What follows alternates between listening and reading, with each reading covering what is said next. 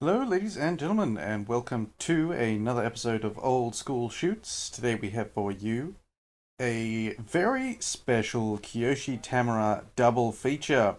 We're going to have Kiyoshi Tamura taking on Mathew Saad Muhammed, and then later on, this one's in the UWFI, and then later on, while still under contract with the UWFI, Kiyoshi Tamura fought Patrick Smith in rings in a special Ultimate Rules bout.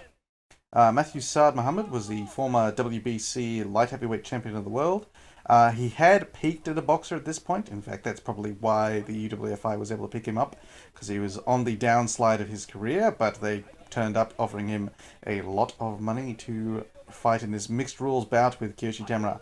No doubt he probably got a hold of the Trevor Berbick tape, so he actually knew what he was getting into this time, unlike Berbick. If you want to hear some more about the Trevor Berbick versus Nobuhiko Takada fight, I greatly recommend going and checking out the interview that our friend of the show, Michael Betts, did over on the Kakatogi Road Patreon and forum thread. It's extremely interesting, and Billy Scott has some thoughts on how that fight sort of came to be that I can definitely believe.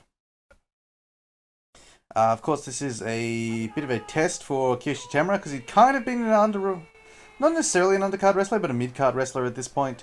But of course, he'd always been, in my opinion, probably the best shooter to come out of the UWFI.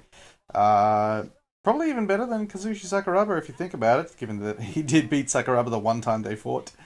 And has a slightly cleaner record. Although Sakuraba beat some guys that Tamura wouldn't beat, and Tamura beat some guys that Sakuraba would beat, and so it's all a bit odd. But yeah, I also think that Kiyoshi Tamura was the superior pro wrestler. Anyway, we're getting on here, ready for the match. Of course, it's going to be under the nonsense UWFI rules of a million rope escapes, but we'll see how Kiyoshi Tamura negotiates that one. Boys have touched hands, so we've got some actual respect here. Ryugaku Ueda taking control. And he calls out fight. Let's see what these guys have for each other. Big inside low kick from Tamura. Another attempted inside low. Saad Muhammad managed to get his leg out of the way. And he's dragging a couple of crosses, doing alright there, parrying the kicks. Ate the first one, parried the next two, which was good. But he's big inside low kick, just boots out the leg of Mathew Saad Muhammad, nearly gets dumped over, but manages to use the brief crucifix to jump onto the back end with a rear naked choke, and Kiyoshi Tamura has finished that fight in very little time at all. Thoroughly impressive. And a good little match in, I believe this one was in 1992, so years and years ahead of Hoist Gracie and Art Jimison. Here's Kiyoshi Tamura out here legit beating a boxer in a sort of mixed martial arts fight. Mathew Saad Muhammad's life takes a bit of a downturn after this. He continues boxing for a little bit longer than he should, and he ended up being homeless and addicted to drugs on the streets of New York. But he managed to turn his life around, sort of opened up a homeless shelter and helped out a lot of people, and then died of some variety of cancer, I believe, a bit later on. But he did manage to turn things around, so his story is not as dark as that of Trevor Berbick. Kiyoshi Tamura, of course, goes on to become the pro wrestling legend, of course. Has matches in the UWFI, and then later on we come to the second sort of shoot attempts of the UWFI to become a big thing. I thought I'd just leave this in here because it's pretty cool. Kiyoshi Tamura and Gary Albright sharing a Predator handshake. But later on in 1995, with the UWFI trying to court Hicks and Gracie and that sort of thing, they're trying to put themselves over as a legitimate organization. And so, once again, we have another shoot match for Kiyoshi Tamura, this time in the K1 organization on K1 Hercules 1995, which was an interesting event because that had some K1 kickboxing matches, a Seru Kaiken knockdown karate match with Andy Hug. It had a Valet Tudo match between Rene Ruse and Satoshi Honma. And of course, this Ultimate Rules bout between Kiyoshi Tamura and Patrick Smith, who we haven't seen yet. We'll wait for his introduction.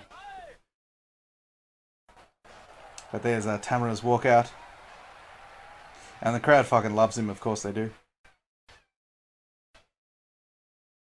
I didn't see he was in his corner, which was a mistake. Should have checked. But a bunch of UWFI young and or green boys, depending on what you want to call them. And here's Pat Smith. Pat Smith at this time had a winning mixed martial arts record, which wouldn't last that much longer.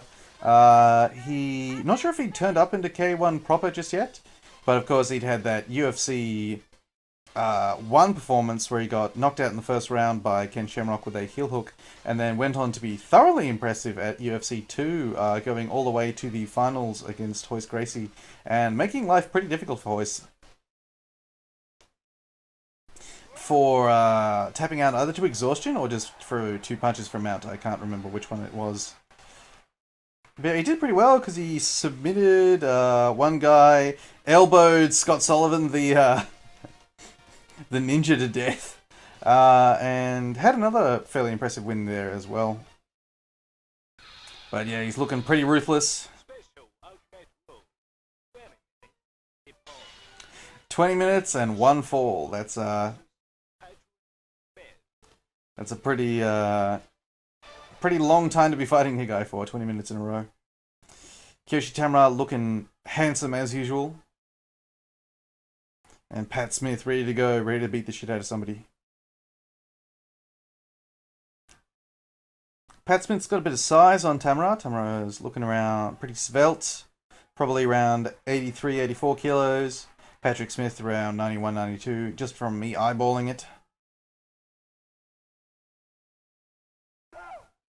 The referee has lost his voice. Oh, big body kick from Patrick Smith and a nice sweeping single from Kiyoshi Tamura, using a headlock and sort of brief cradle to get Patrick Smith on the ground. Patrick Smith dragging on the shorts of Kiyoshi Tamura to re-guard here. He's got half guard.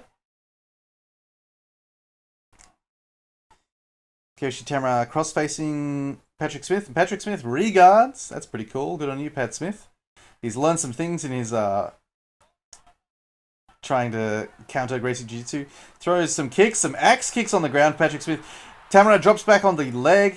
Pat Smith tries to stand up, trying to peel out the legs of Kiyoshi Tamura, but he's unfortunately put him on the inside control, which is not where he needs him. He's doing kind of the right things, trying to separate the legs of Tamura. Let's punch. Oh, and he's in that heel hook, deep heel hook, and Kiyoshi Tamura has won that one there. Thoroughly impressive as well. Well, I hope you enjoyed that. The reason this was a double feature was because both of these shoot matches were pretty short, but I definitely enjoyed them. They are fine little fights with Kiyoshi Tamura. Especially this Patrick Smith one. It's sort of a very brief striker grappler in microcosm, and looks like Pat Smith got a couple of good licks on Kiyoshi Tamura before he locked in that heel hook. You can see his foot's almost all the way upside down there in that heel hook, so he probably did some knee damage. And the guys in Kiyoshi Tamura's corner are nearly crying as they celebrate his win. So I hope you enjoyed that one, ladies and gentlemen. I certainly did. Please tune in later on as we return to Pancras next time. Otherwise, stay tuned to the channel. Please leave a comment talking about how you enjoyed these fights, and I shall see you all next time.